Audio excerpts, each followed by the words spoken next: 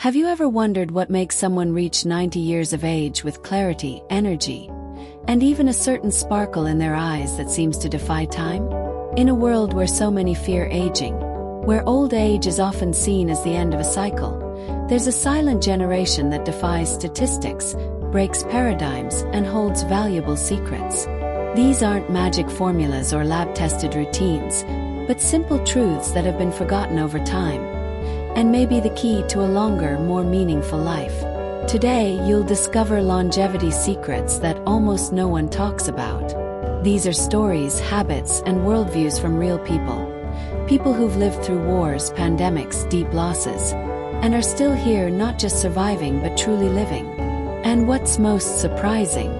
Many of these secrets have nothing to do with trendy diets or intense workouts. In fact, that might be exactly why they're so powerful. Let's begin with something unexpected. Most of these people have a kind of detachment that might seem strange at first. They're not racing against time. They're not in a hurry. They've learned to enjoy slowness. In a conversation with Mrs.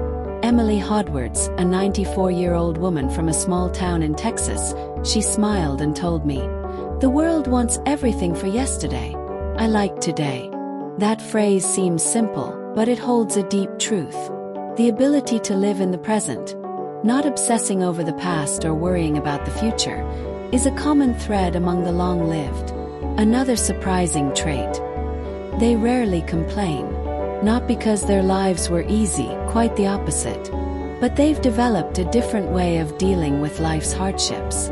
Mr. Anthony Matthew, 91, a former Navy veteran, said he learned to turn sorrow into action. "Every time sadness hit, I'd use my hands to make something," he told me. It could be woodworking, embroidery, cooking. The secret here is to use pain as fuel for creation, not as an anchor. And if you think they got to 90 by avoiding risks, think again. Many of them dared to live boldly. Ms. Esther Higgins, 93, started painting lessons at 82. Mr. Joseph Walters, 95, took his first airplane flight at 89. They didn't stop living because of age. In fact, age gave them more reason to keep exploring.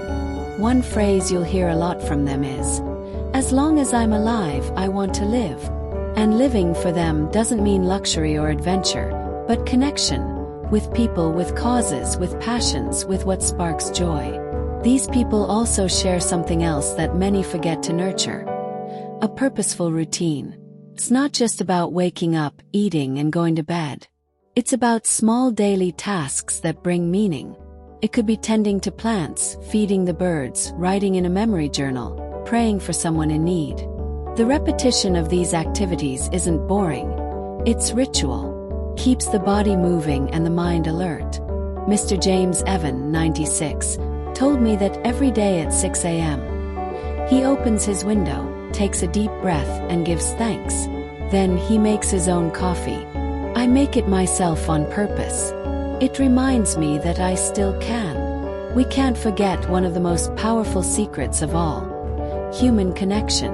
Longevity seems deeply tied to the quality of relationships. Those who make it to 90 with emotional health didn't live in isolation. Even the more introverted ones had at least one person they could count on, to talk to share joys and sorrows. And more than that, many of them were also a source of support for others. Feeling useful, feeling needed, comes up often in interviews. Ms. Abigail Harper, 92, said, "I'm not a burden to anyone. I'm relief to my granddaughter. That gives me strength." And notice, we're not talking about grand achievements. The secret to longevity rarely lies in big moments. It lives in the small, consistent practices repeated over decades without applause. It's in how they face challenges. It's in the rhythm with which they dance through life, even when the music changes. 'Cause yes, life changes, and they change too without losing who they are. Another lesser-known aspect: the ability to forgive. Holding grudges is like carrying rocks in your backpack, and it seems those who live long have learned to let go. Mr. William Parker, 90, told me, "If I had held on to every hurt I've had, I wouldn't even have a heart left. Forgiveness here isn't just spiritual, it's mental medicine. It allows them to move on lighter, more whole. And that makes a huge difference in their health, their mind, and their spirit. Spirituality, by the way, shows up strongly, but not always in a religious sense. It's a sense of faith in something greater, a trust that life has a flow, a meaning, even when it's not clear. For many of these elders, praying or meditating is as vital as eating. Brings peace, brings balance, brings clarity. They're not chasing happiness all the time. They cultivate serenity, and that might be the deepest form of happiness there is. Now you might be wondering, what about food and exercise? Yes, those matter too, but not the way the media usually sells it. No radical diets or gym routines. What you see are simple habits. Home-cooked meals, minimally processed food. Short walks, natural stretching in the garden or on the sidewalk. Many avoid excess, but don't live in restriction. They use sugar in their coffee. They enjoy desserts on weekends. They might sip wine now and then. The key is moderation, and more importantly, the joy of eating slowly and gratefully. Here's another rarely mentioned factor: humor. Yes, humor contributes to longevity. Many of the healthiest elders I've met joke about their age, their quirks, their aches and pains. They laugh, not out of naivety but out of wisdom, because they know that laughter is resistance. It's a way of saying that, despite everything, life is still good. And perhaps the quietest secret of all: acceptance.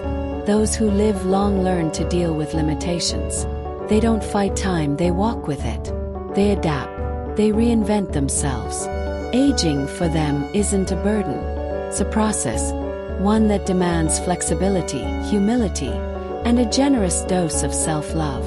If you've made it this far, it means this message speaks to you in some way. Maybe you're aging and want to do it with dignity. Or maybe you have someone dear to you entering this phase and want to better understand them.